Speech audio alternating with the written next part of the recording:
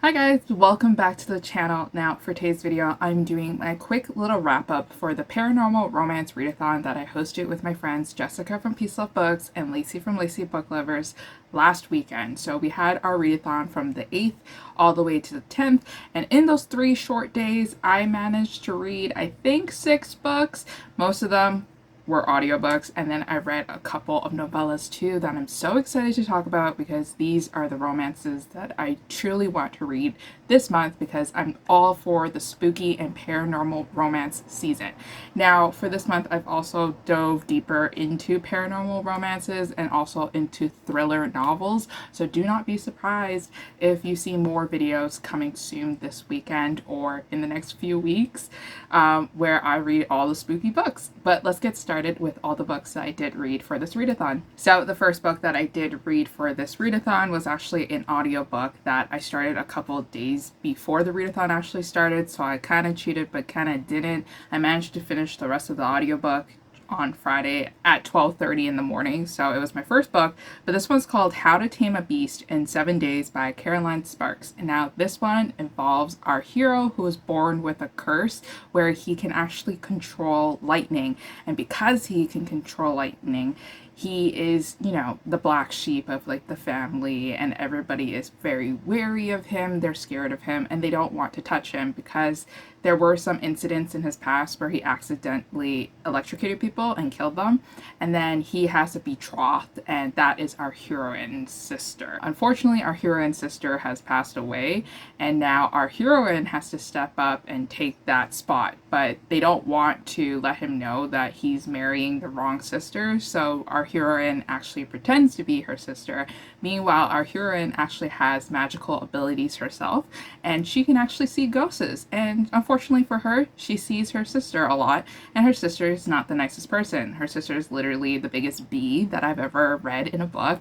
She is very naggy, and she's just downright jealous a lot of the times, and she's nasty. Meanwhile, her father, or their father, is very evil too as well, and forcing our heroine to carry out the plan so that the marriage can be successful. To his surprise, our heroine can actually touch our hero, and they are basically a match made in heaven. Now, I gave this one a 3 out of 5 stars because this book was way too long for me. I think it was like 400 pages or close there. I felt like the plot was just very simple. Lie about your identity, marry someone that you're not supposed to be married to, and then have that person figure out that you are lying to them, and then that being the climax of whether or not they can be together.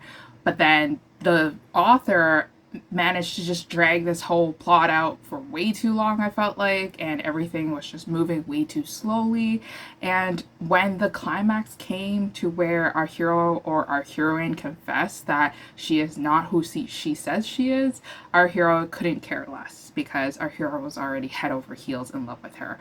But I just thought that that was just such a letdown, so it was only an average 3 out of 5 stars. Now, the next book that I did read was a mystery paranormal romance. Now, I didn't know that this one had that much mystery to it. Like, I didn't know. I was very blind when I was picking out books for my TBR and picking out books to read and audiobooks to borrow from the library, but this one's called First Grave on the Right by Dorinda Jones. And now this series was very popular in the early 2000s, and I saw some of my friends on Instagram reading this series and they were really enjoying it. They were saying how fun it was. They were saying how like badass our heroine was, and I just wanted to pick it up to see what the hype was about. So this one follows our heroine, who is actually the Grim Reaper, and she carries out souls and she brings them to the underworld, and she also solves the mysteries behind why the souls are lingering on Earth and like stuck in that middle ground between heaven and hell. And this is like her series where she kind of goes on these like grand adventures in each book and helps all these souls and solves mysteries and things like that. Now, I'm not really that big of a mystery person, nor am I that big of a paranormal romance person to begin with. I only like to read paranormal romances when it comes to Halloween time or the fall season. It's definitely not the genre that I'll reach out to the most. Now, if you couple paranormal romance with mystery, two genres that I don't really read, and you put it in a book, it's definitely not going to be for me. So overall, I thought this book was average once again, and I gave it a 3 out of 5 stars. While it was entertaining to begin with and it was very atmospheric, I just couldn't care less about the mystery being resolved. And also, I thought that the romance between her and the other male characters were lackluster. The next book that I did read was one from Michelle and Pillow, and it's called Magic and Mischief. And now this is actually book 7 in that series, but I feel like you can just read it standalone because that's what I did, and I had no problem understanding the story whatsoever.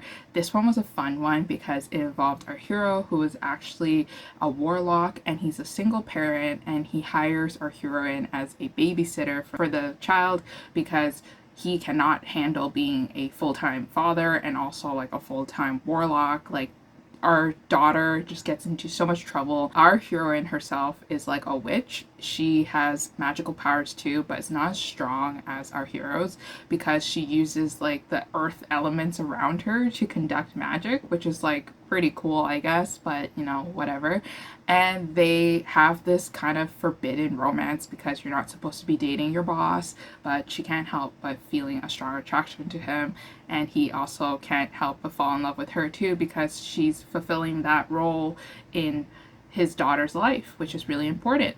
So this book, once again, gave it a 3 out of 5 stars. I really didn't know where the plot of this book was going to, except for the fact that the house that they were living in had very mysterious things happening. So it was creepy, it was atmospheric, and it was perfect for the spooky season. But regardless, the major plot points I couldn't even point out to you because nothing was really happening. Like, our heroine was just constantly voicing to our hero that there is something lurking around the corners in the house and that it could be posing as a danger to their child, but he is just always like, no, my magic is too strong and I can protect you guys. So the next book that I did read was actually a novella, and this one is called A Whisper in the Dark by Jesse Elliott and K.J. Sutton. And now I know Jesse Elliott in my real life. Like, I've met her before. We went to book events together in Toronto. She's actually from, you know, Ontario, the province that I live in, and she's so sweet, she's so nice, and she writes a lot of like paranormal romance novels, urban fantasy, and this is one novella series that she collaborated with another author. This one is a vampire series, and this one I absolutely loved, and it's not because I know the author, it's because this one just has so much potential of just being freaking amazing. So it's novellas, so each one is like 80-90 pages, and it is released like not like monthly because now like the release dates are spread out more because the authors are probably busy, but it's just like quick stories of our heroine and her adventures. So basically, our heroine is a vampire, and to her dismay, she realizes that she is not a full-blood vampire. Her mom actually had an affair with a human, and then now she is kind of like muddled. So she is kicked out of her castle, and instead of being a vampire princess, she is now living in like, I think like this like underground tunnel area where she has to fight off demons and like other scum monster things in the world that they live in because like her father forced her to go there because her father couldn't kill her because her father still liked her, but her father also can't stand her because she is literally the product of her mom cheating on him, and also the product of something that he can't stand, which is like, you know, muddled vampires that are not full-blood vampires. Our heroine has to adjust her life to accommodate herself because now she's poor, she's working underground, she has all these monsters that she has to kill, and also there is 2 people who like her. So one is like kind of like a friends to lovers romance where he's a human and he likes her, and then the other one I suspect is going to like her too, even though right now it's an enemies to lovers romance where our hero or our other hero is a hunter and he's like really strong and very powerful. He's like also a vampire, but he has a dark past, and then now he also works in the underground with her, and he is sent with her to like work on missions and things like that. And I really enjoyed it. I gave it a 4 out of 5 stars. I'm currently on book number 3, and I'm going to read more of this in my future weeks of October. Now speaking more of like dystopian worlds and urban fantasy where, you know, the earth is ruined by monsters and people are dying, we have a YA fantasy novel that has been trending on like book communities for so many years, but now of course it died down because it's like so long ago, but everybody and their mom has probably read this book, just like The Hunger Games. But this one's called Angel Fall by Suzanne E, and I finished it. I really liked it because the world building was just so fun. I really like reading stories about the earth ending. It's just so fun. Like those survival novels makes me feel like I need to survive in an environment that doesn't exist yet, but we're slowly approaching it. But anyways, Angel Fall follows these angels that have overtaken Earth, and they're basically killing off humans and they're making human life miserable. They are taking all the resources, they're playing with us for fun, and they're hurting a lot of humans.